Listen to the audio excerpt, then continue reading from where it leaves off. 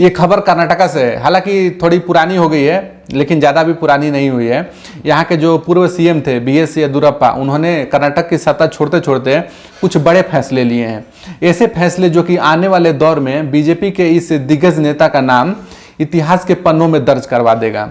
सनातनियों की यानी कि हमारी लंबे समय से ये मांग रही है कि मंदिरों से या फिर हिंदू संस्थाओं से या फिर हिंदू जो भी कार्यक्रम होते हैं, जो भी गतिविधियां होती है, उससे जो भी इनकम जनरेट होता है उसको दूसरे धर्मों के कार्यों में ना यूज़ किया जाए। और इसी लंबे समय से इसी मांग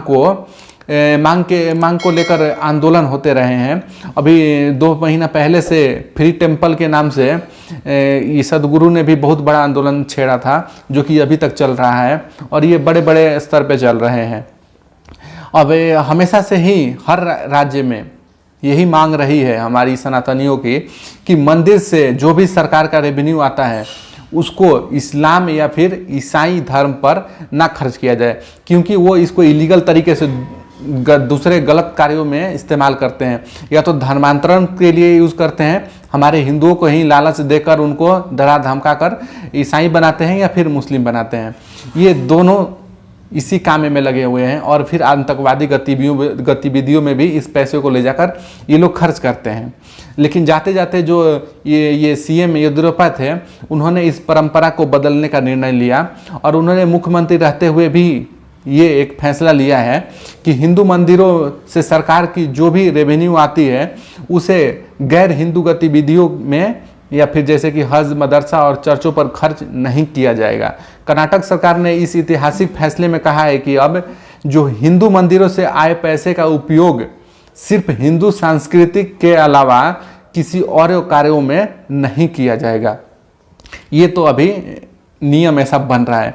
अब ये कब तक लागू होता है और ये इसका आगे कैसे कैसे उपयोग होता है या फिर ये लागू हो पाता है कि नहीं, वो तो देखने वाली बात है। लेकिन इनिशिएटिव किसी ने तो लिया और इसी तरह की इनिशिएटिव की हमें ज़रूरत है पूरे देश में, ताकि हम फ्री टेम्पल्स जो भी हिंदू धर्म के टेम्पल्स है उसको फ्री करा सके और इसके जो भी रेवेन्यू आता है वो हम अपने आगे मतलब कि जो भी हमारे संस्थाएं हैं उनके लिए, हमारे हिंदुओं के लिए, इनके लिए यूज़ कर पाएँ। गुरुकुल खोलें, नए नए NGOs बनाएं जिसमें कि सबकी सहायता होती है और इनकी जो भी NGOs वगैरह है उसमें किसी की सहायता न होती है, वो सिर्फ एक ढोंग है, उसके आड़ में ये लोग गलत काम ही करते हैं। आपको विश्वास नहीं हो रहा होगा परंतु यही सच है। हाल ही में कर्नाटक सरकार ने एक ऐतिहासिक फैसला लिया है जो कि अभी मैंने बता दिया है। ये जो Hindu religious and charitable endowments act है, इस विभाग के अंतर्गत मंदिरों के धनकोष को मंदिर के अंतरिक्त किसी अन्य कार्यों में उपयोग नहीं किया जाएगा। इसके लिए पूर्ण रूप से प्रतिबंध लगाने का आदेश जारी किया गया है।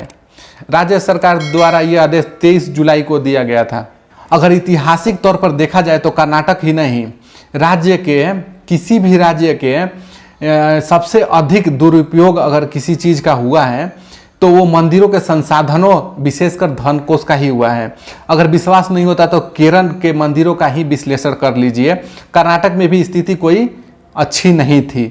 यहाँ पर भी धर्म निरपेक्षता के नाम पर मंदिरों का ही शोषण हो रहा था अब तक। पिछले महीने में कर्नाटक सरकार ने HRC के विभाग के अंदर जितने भी मंदिर से या फिर मस्जिद या फिर जितने चर्चेस वगैरह आते हैं उनके जो मोमिन से, पुजारी से, उनके मोजिन से, उनके प्रति व्यक्ति के लिए 3000 रुपये राहत पैकेज देने की घोषणा की थी।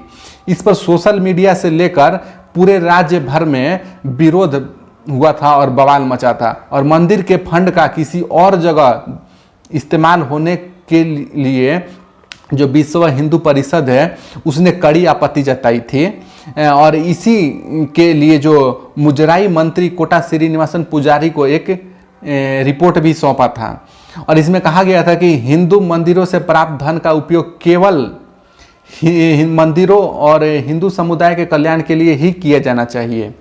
इस मामले में विवाद बढ़ने के बाद जो मुजराई मंत्री कोटा श्रीनिवासन है उन्होंने इस फैसले को वापस लेने का आश्वासन दिया था और बाद में उन्होंने एक बयान जारी किया था जिसमें कि विभिन्न हिंदू संगठनों से प्राप्त जो भी उनके अनुरोध या फिर रिपोर्ट थे उसके बाद उन्होंने जो कि अधिकारियों थे उनको धार्मिक बंदोबस्त विभाग के जो दूसरे धार्मिक संस्थानों को दिए जाने वाले धर्म पैकेज थे उसको तत्काल प्रभाव से रोक दिया था।